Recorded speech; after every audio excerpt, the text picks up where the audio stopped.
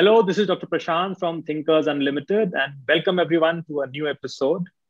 And today's guest is there because one of you took my request to share your thoughts on who should be the next guest very seriously and suggested him. A big shout out to user Fix here for the recommendation. And because of him, here we are today with Julian Stodd. So Julian is a researcher, writer, and both founder and captain at Sea Salt Learning. His work around social leadership, leading at the intersection of formal and social systems, has been very influential in organizations around the world, from Apple to HSBC, Novartis, with various militaries and governments, as well as NGOs like the Red Cross and World Health Organization. He has 15 books to his name, including key research-based pieces like the Trust Guidebook and the Community Builder Guidebook, as well as broader texts like the Social Leadership Handbook and the Socially Dynamic Organization, a new model of organizational design. His most recent work explores quiet leadership and how we can lead with the smallest of actions in each and every day. So a big welcome, Julian, to this conversation, and thanks for accepting my invite. Thanks for inviting me. It's a pleasure to be here. So let's get this conversation started. And you've talked about the 10 core aspects of the social age in your blog. So could you please shed some light on how it's impacting the ever-evolving social age?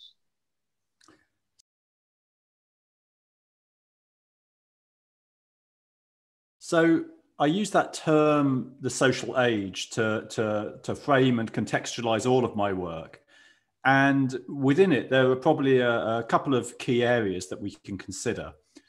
The first is the notion of radical connectivity, the way that we are today connected with many different people in many different ways, almost all of which fall beyond the oversight or control of any organization or indeed law enforcement agency or government. We are connected with a great deal of resilience and redundancy in our networks.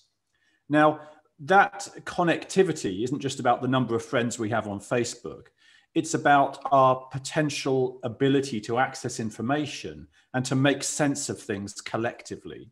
So what it has essentially done is enforced a permeability on knowledge. It means that we are connected formally within the hierarchy of organizations, but we are connected socially in networks that span the world.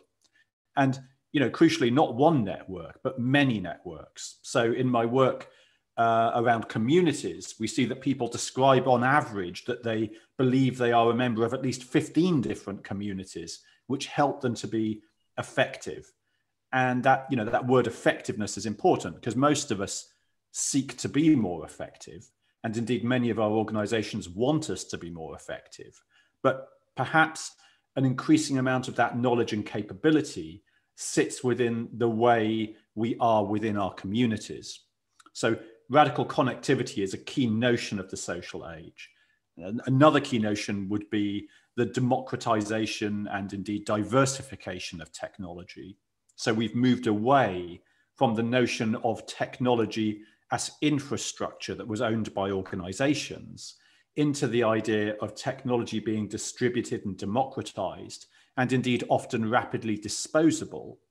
So communities and individuals have an increasing ability to assemble diverse ecosystems of technologies that suit their needs. And that essentially democratizes capability. So we are increasingly able to be effective without any organization around us at all. So, there are lots of different ideas we could pick up about the context of the social age. But, in summary, I'd say it's this. We could look around us at the world and we could take a view that says everything is pretty much the same as it always has been. That's one way of looking at it. We have new phones, we have a few devices, but essentially nothing has changed. The other way we could look at the world is to say everything is almost the same as it always used to be, but that means everything is different than it ever was before. And it might only be in small ways, but it's at scale. So if I just look into my own life and experience, everything is different. The ways that I shop, the ways that I bank, the way I find things out, the ways I learn, the people I communicate with, the way I share my ideas, the way I build new ideas. everything is subtly different. And at scale, that takes us into a different way of being in the world. And hence why in my work, I talk about the social age rather than a digital age, because for sure there is a lot of new technology, but it's the way it impacts us people, which I find of greatest interest. Lovely thoughts. And I'm deeply interested in your work on the leadership reflections from the Apollo mission. Therein you had shared 8 stories about engineering and people themselves. Could you share your favorite story from this work of yours?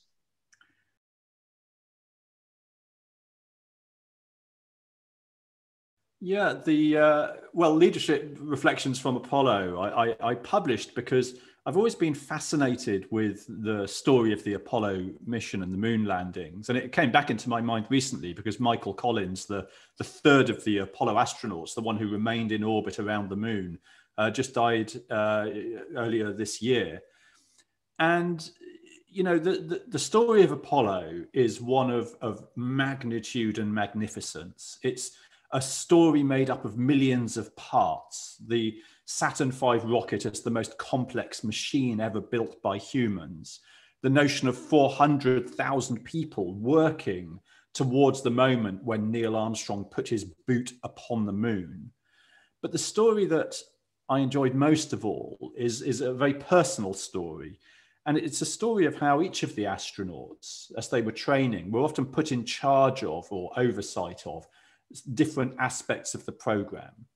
And this meant that they would fly their personal aircraft, their jets around the country to check in with different factories and groups of people and researchers who were carrying out work in different areas.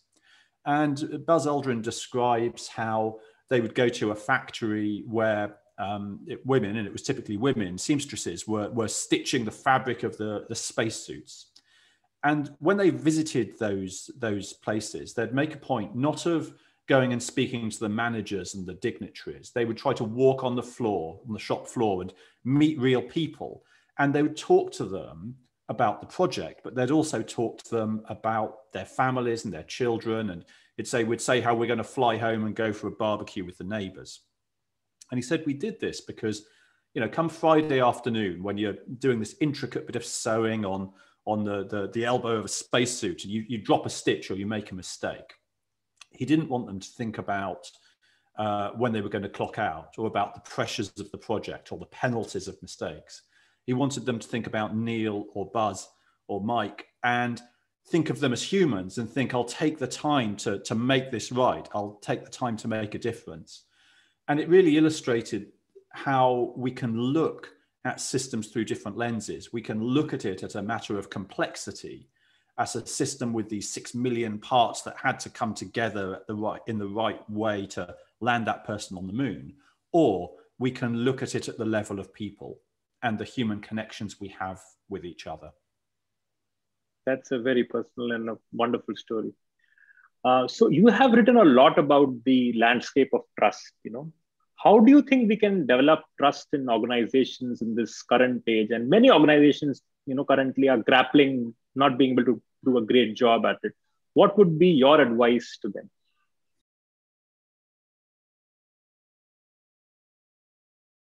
Trust is very interesting, not least because when you start delving into it, you discover almost immediately that 2 things are true. The first is that we are all experts in trust.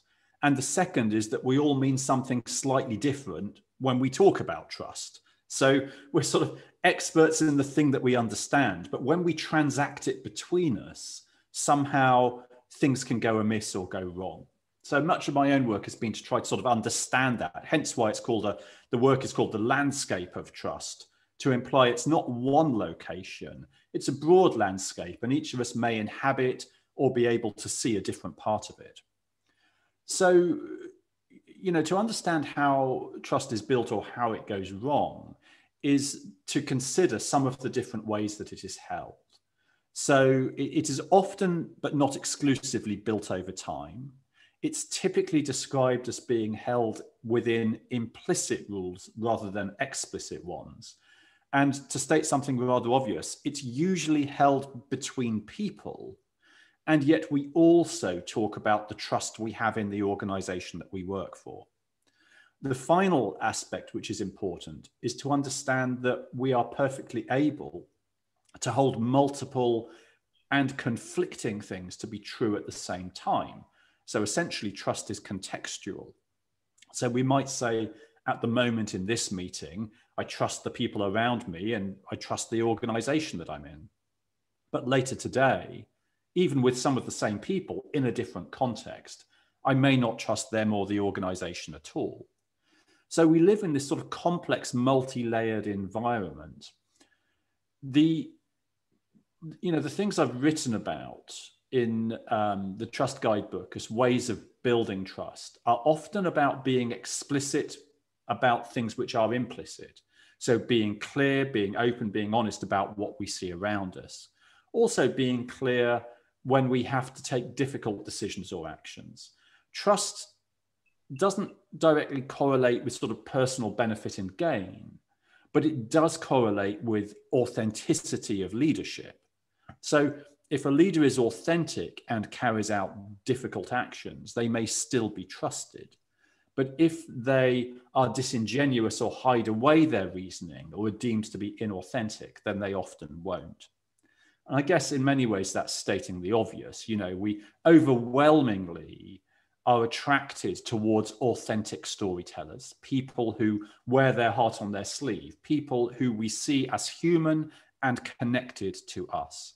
So essentially, the story of trust is one that says it is always fluid and in motion.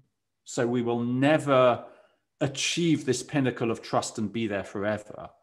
However, there are things we can do in the everyday through our own reflective action and through our interaction with others, which will help us inhabit a landscape of trust, which is overall healthy. Wonderful takeaways from your message. So when you talk about social leadership, is there a leader in your mind, dead or alive, who best embodies the concept of social leadership, according to you?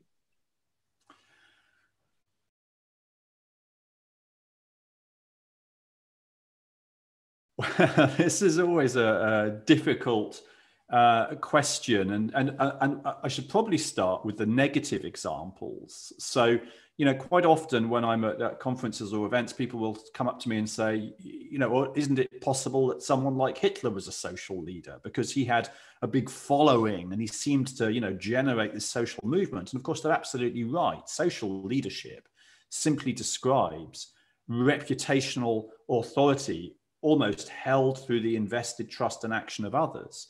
So any figure, good or bad, depending on your sort of perspective, could be deemed to be a social leader. The term simply describes power beyond a system. But when we are looking for role models or examples, we are often looking for, if you like, simple and easy examples that we can follow. So it's a difficult question in many ways, because I don't know that I want to pick out a person who is kind of, famous for being good or famous for being known. I think, today I'd pick out my friend Imogen, Imogen is a ceramicist. She makes vases and cups and pottery, and she's driven by the sustainability of her work. She's driven by sense of place and connection to nature and trying to minimize her footprint in the world.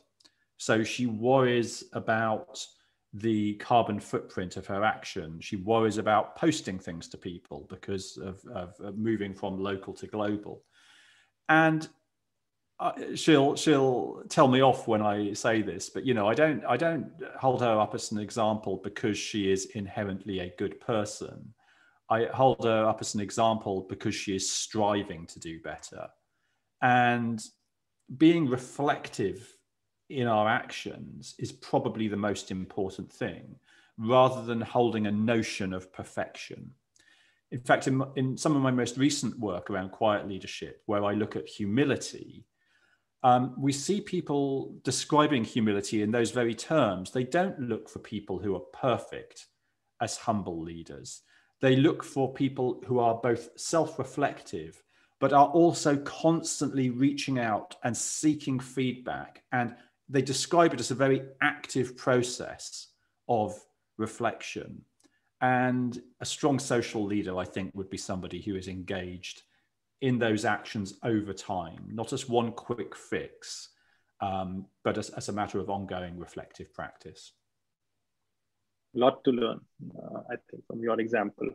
So nowadays you're writing about quiet leadership, which you briefly touched upon in your answer. So what prompted you to work on this? And can you share us a brief glimpse into the world of quiet leadership?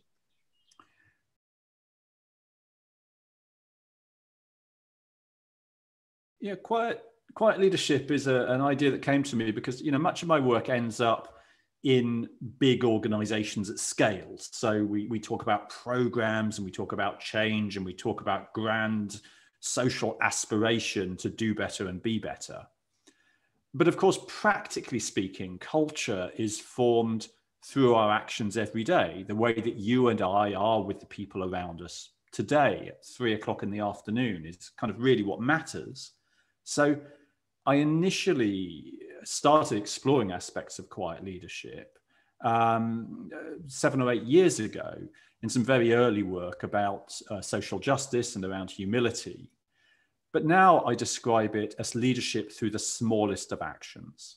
I say if those big programs that organizations are embarking on are 10,000 step journeys, then quiet leadership is the first 3 steps, but it's the steps you can take today.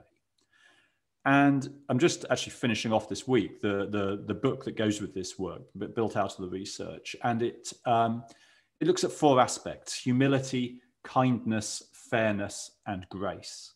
And it really moves from looking inwards, looking at ourselves, to looking at kindness and the way that we impact on the system, looking at fairness and the way we use our power to create space for growth for others.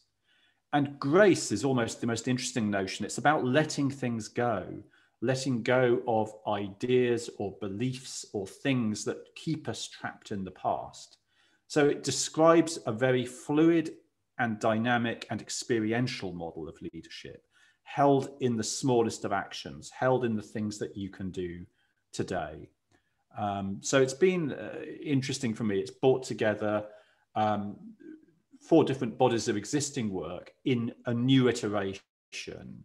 And much of my work is like that. I adhere to a principle of working out loud, of sharing my thinking as I go. And so hence sometimes ideas prove to be weak or broken or just plain wrong. And sometimes they're not quite right, but they're not entirely wrong either. So they just iterate, they go through another version, they regrow from the seed that fell. And, in that sense, the work on humility is now in a 4th iteration. The work on kindness is in a 3rd iteration. The work on fairness is in a 2nd iteration. And that work on grace is brand new.